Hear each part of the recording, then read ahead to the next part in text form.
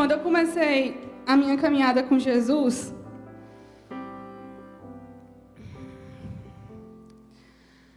foi aqui na igreja.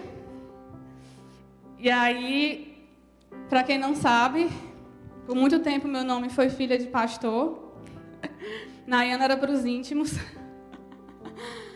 E isso representa muitas coisas, inclusive identidade.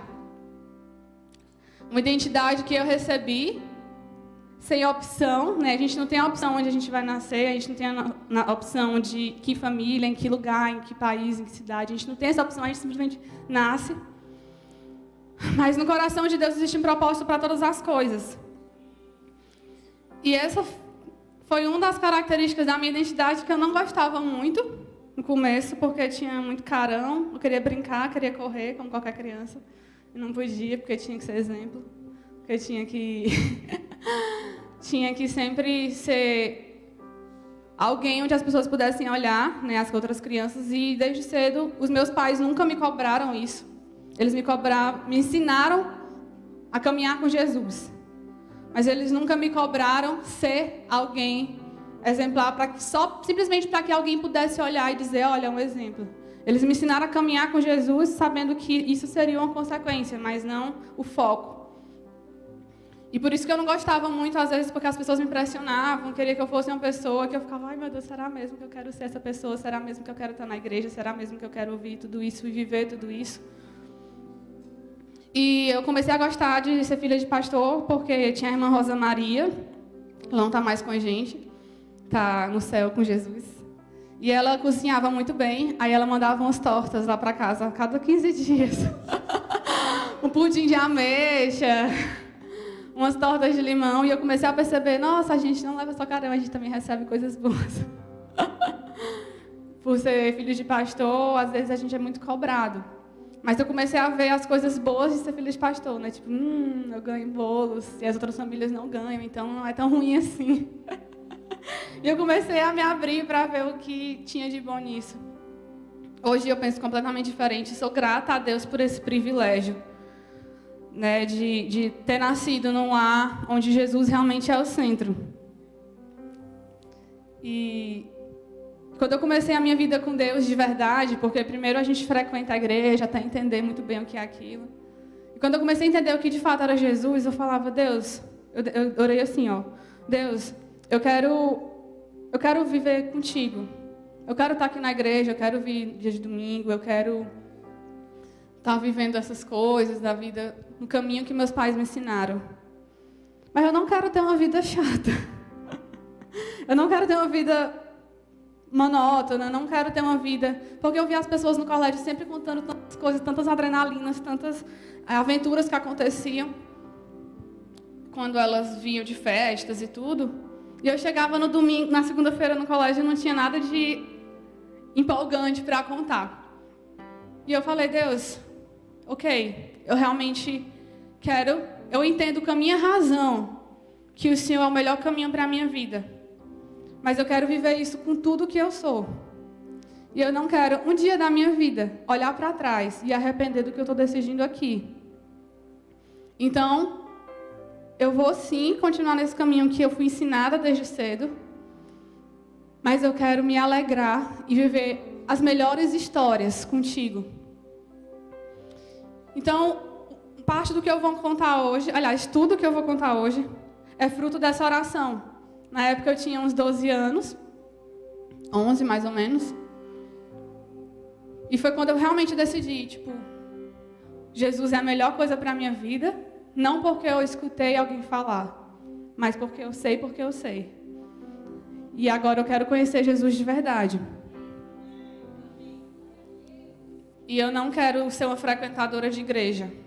Eu quero ser uma cristã que segue a Cristo. E isso mudou tudo. Mudou tudo. E eu vou compartilhar algumas coisas do que eu vivi nos últimos meses com vocês. Mas eu quero compartilhar alguns dos princípios que eu aprendi com Jesus, que fez me apaixonar por Ele. E fez com que eu decidisse todos os dias estar com Ele. E faz com que eu olhe para trás e pense, não tem um dia sequer que eu me arrependa de que essa é a melhor escolha da minha vida. Com tudo o que eu sou. não só com a minha razão, mas com o meu coração, com o meu corpo, com a minha alma, com tudo que eu sou. E eu vou começar falando desses princípios, estão todos baseados em Mateus. Aquelas imagens a gente vai deixar só para o final. Tá bom? Obrigada. E eu não vou ler as passagens, mas eu encorajo que vocês leiam quando chegar em casa, para que testifique no espírito de vocês e para que vocês alimentem essa palavra. Não só aqui, mas quando chegar em casa, e que isso frutifique. Onde quer que vocês vão no dia de vocês, no trabalho, na faculdade, na escola, nos seus vizinhos, no mercado, em qualquer lugar. E a gente olha para Jesus e a gente vê que ele foi criado por Deus, ele foi gerado por Deus aqui na terra, porque havia uma necessidade. A necessidade de quê? A necessidade da reconciliação do povo com Deus.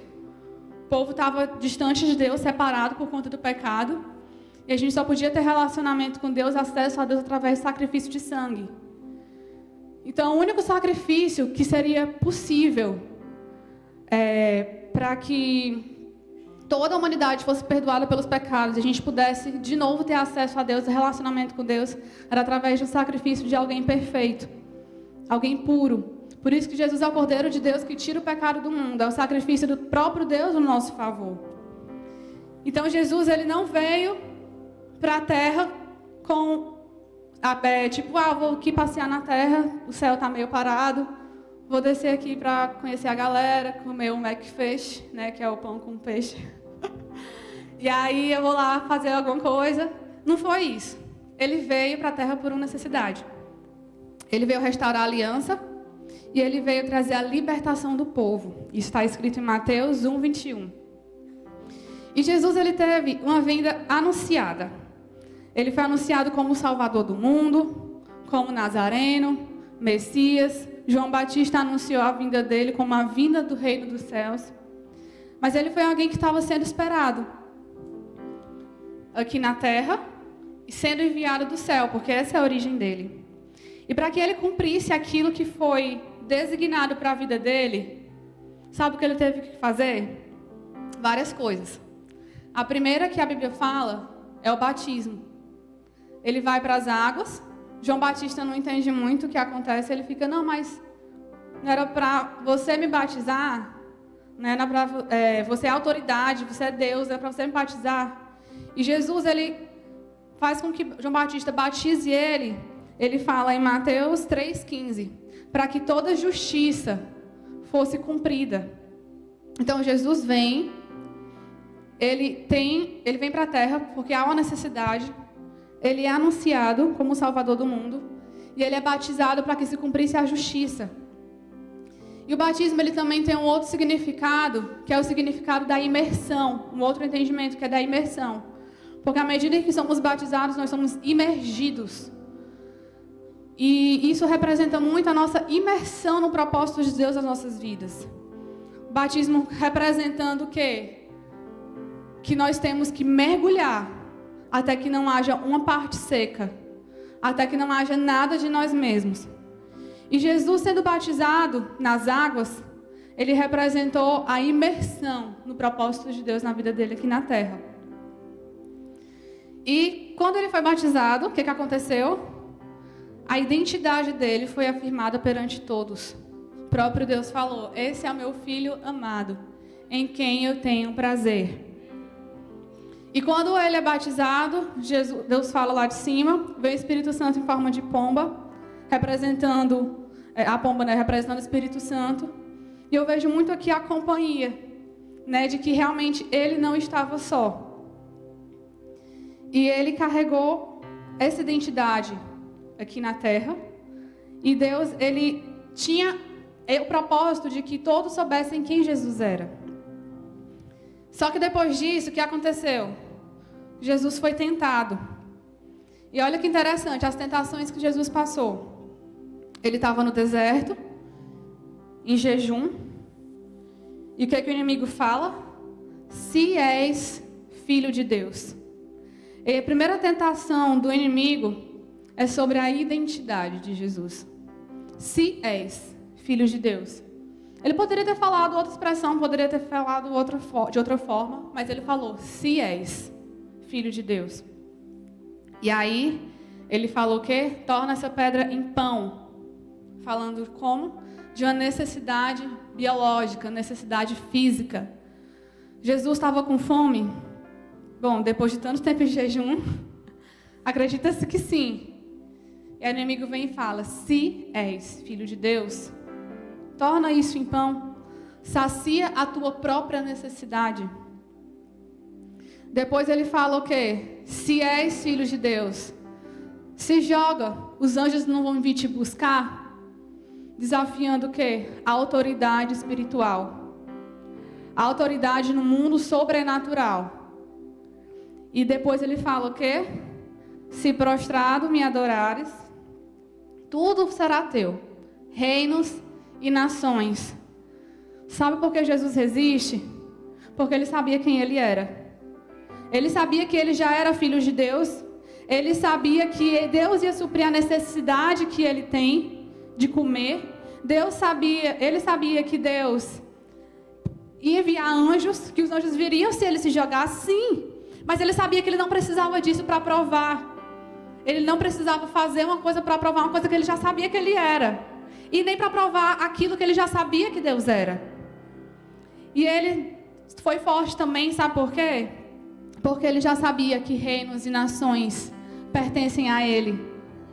E na Bíblia fala que todo reino se dobrará, toda língua confessará. Ele já sabia que aquilo era dele. Mas sabe por que ele disse não? Porque ele sabia quem ele era. E ele sabia quem Deus era.